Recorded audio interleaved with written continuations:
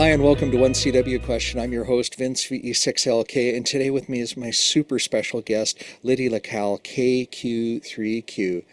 Lidi has become addicted to POTA activations, which you might consider surprising because she's been banging out dits and dahs for less than a year. She has a stunning YouTube channel, which I've referenced in the description below.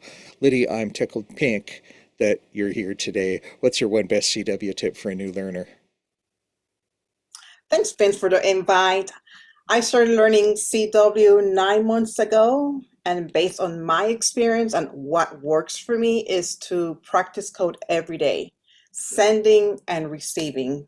Practice your ICR, instant character recognition. Do this every day. But very important, learn how to miss the character and let go.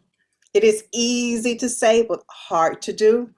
Also, join groups that will support your CW journey. And most important, get on the air. Also, I started activating POTA, which it has helped me tremendously to overcome the fear of receiving random call signs. So I encourage everyone to activate a park. If the person is too fast for you, ask them to slow down, QRS. And do not be scared to ask for repeats. Again, AGN question mark.